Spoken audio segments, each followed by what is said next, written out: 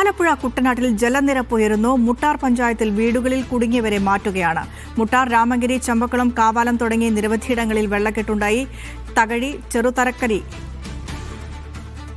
പാടശേഖരത്തിൽ മട വീണ 110 ഏക്കർ നെൽകൃഷി നശിച്ചു. ജോസി ബാബു നൽകിയ വിശദാംശങ്ങൾ. ജോസി, മഴ അല്പം മാറി നിൽക്കുന്നുണ്ട്. മഴയ്ക്ക് ചെറിയൊരു ശമനമുണ്ട് എന്ന റിപ്പോർട്ടുകൾ വരുമ്പോഴും മഴക്കെടുതി അത് അതീവ രൂക്ഷമായി തുടരുകയാണ്. നിലവിൽ ആലപ്പുഴ ഭാഗങ്ങളിൽ വെള്ളം കയറിയ കുട്ടനാട് മേഖലകളിലൊക്കെ എന്താണ് സ്ഥിതി?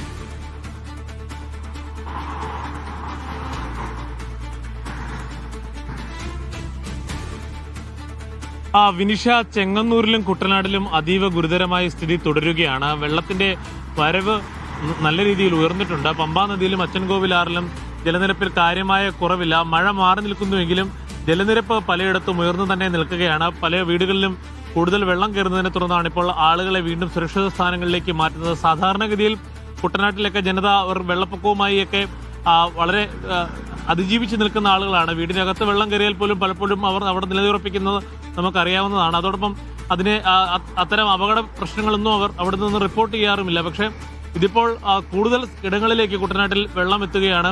ചെമ്പക്കുളം, മുട്ടാർ, അതോടൊപ്പം തന്നെ കൈനഗിരി, കാവാലം അടക്കമുള്ള രാമങ്കരി അടക്കമുള്ള പഞ്ചായത്തുകളിൽ ജലനിരപ്പ് ഉയരുന്നുണ്ട്. ഈ ഒരു സാഹചര്യത്തിലാണ് മുട്ടാർ പഞ്ചായത്തിൽ കുടുങ്ങിക്കിടക്കുന്ന ആളുകളെ ഇപ്പോൾ പുറത്തേക്ക് എത്തിക്കുന്നത്. AC റോഡിൽ എത്തിച്ച് അവിടെ നിന്നും ലോറി മാർഗം ചങ്ങനാശ്ശേരിയിലേക്കും അതോടൊപ്പം ബന്ധുവീടുകളിലേക്കുമൊക്കെ മാറ്റുന്ന നടപടികളാണ് ഇപ്പോൾ പുരോഗമിക്കുന്നത്. രോഗികളും പ്രായമായവരും അടക്കമുള്ള നിരവധി പേരാണ് ഈ മുട്ടാർ പഞ്ചായത്തിൽ കുടുങ്ങിക്കിടന്നത്. നൂറുകണക്കിന് പേരെ ഇപ്പോൾ മുട്ടാർ പഞ്ചായത്തിന്റെ വിവിധ ഇടങ്ങളിൽ നിന്നും പൊതുപ്രവർത്തകരും അതോടൊപ്പം തന്നെ ഫയർ ആൻഡ് റെസ്ക്യൂ പ്രവർത്തകരുമൊക്കെയും ചേർന്ന് പുറത്തേക്ക് എത്തിക്കുകയാണ്. തകഴിയിൽ പാടശേഖരത്തിൽ മട വീണ് 110 ഏക്കറോളം കൃഷി നശിച്ചിട്ടുണ്ട്. ഇങ്ങനെ ഗുരുതരമായ പ്രളയ പ്രതിസന്ധികളിലൂടെയാണ് ഇപ്പോൾ കുട്ടനാട് മേഖല കടന്നു പോകുന്നത്. ചെങ്ങന്നൂരിലും ഇപ്പോൾ സമാനമാണ് സാഹചര്യം. ചെങ്ങന്നൂരിൽ കൂടുതൽ ക്യാമ്പുകൾ തുറന്നിട്ടുണ്ട്. 25ഓളം ക്യാമ്പുകളാണ് ചെങ്ങന്നൂരിൽ പ്രവർത്തിക്കുന്നത്. ജില്ലയിലാകെ 53 ക്യാമ്പുകൾ ഇതിനോടകം തന്നെ തുറന്ന് പ്രവർത്തിക്കുന്നുണ്ട്. 3 അനിഷ്ട സംഭവങ്ങളും ഇന്ന് റിപ്പോർട്ട് ചെയ്തിട്ടുണ്ടായിരുന്നു. രാവിലെ പാണ്ടനാട് കഴിഞ്ഞ ദിവസം കാണാതായ ശിവദാസൻ എന്ന ആളുടെ മൃതദേഹം വെള്ളക്കെട്ടിൽ കണ്ടു.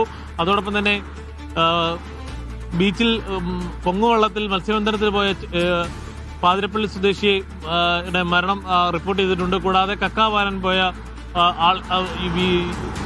മത്സ്യത്തൊഴിലാളിയെ കാണാതായിട്ടുണ്ട്. ഇങ്ങനെ ചില സംഭവങ്ങളും കൂടി ആലപ്പുഴയിൽ നിന്നും റിപ്പോർട്ട് ചെയ്യുന്നുണ്ട്. ആശങ്ക ഉയരുകയാണ്. എന്തായാലും മഴ അല്പം മാറി നിൽപ്പുണ്ട് എന്നത് മാത്രമാണ് ആശ്വാസകരം. ജലനിരപ്പ് താഴണമെങ്കിൽ ദിവസങ്ങൾ വേണ്ടിവരുമെന്നാണ് ഇപ്പോൾ ആളുകൾ പറയുന്നത്. പൂർണ്ണമായും ഇനി ജലനിരപ്പ് മാറി വീടുകളിലൊക്കെ ക്ലീൻ ചെയ്ത് വീടുകളിലേക്ക് സാധാരണ രീതിയിലേക്കുള്ള ജീവിതത്തിലേക്ക് മടങ്ങി വരാൻ ഒരാഴ്ചയെങ്കിലും അവർ എടുക്കുമെന്നാണ് അവർ പറയുന്നത്. എന്തായാലും കുട്ടനാട്ടിൽ നിന്നും ആളുകൾ കൂടുതലായി ഇപ്പോൾ ചങ്ങനാശ്ശേരി ഭാഗത്തേക്ക് ബന്ധുവീടുകളിലേക്കും ക്യാമ്പുകളിലേക്കുമൊക്കെ മാറുകയാണ്.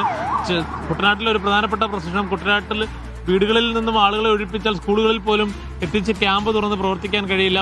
പലയിടത്തും സ്കൂളുകളൊക്കെയും വെള്ളക്കെട്ടിൽ തന്നെയാണ്. അതുകൊണ്ട് കുട്ടനാട് ഒരു പുറത്തുള്ള ഇടങ്ങളിലേക്ക് അവരെ മാറ്റുക, കോട്ടയം ജില്ലയുടെ ഭാഗമായ ചങ്ങനാശ്ശേരി അടക്കമുള്ള സ്ഥലങ്ങളിലേക്ക് അല്ലെങ്കിൽ ആലപ്പുഴ നഗരത്തിലെ സ്കൂളുകളിലേക്ക് മാറ്റുക എന്നുള്ളതൊക്കെയാണ് പ്രധാനപ്പെട്ട മാർഗം. എന്തായാലും വളർത്തുമൃഗങ്ങൾ അടക്കമുള്ളവയുമായി കുട്ടനാട്ടിൽ നിന്നും ധാരാളം പേരാണ് ഇപ്പോൾ ധാരാളം പേരെയാണ് കുടുങ്ങിക്കിടന്നവരെ രക്ഷപ്പെടുത്തി ഇപ്പോൾ പുറത്തേക്ക് എത്തിക്കുന്നത്. വിനീഷ.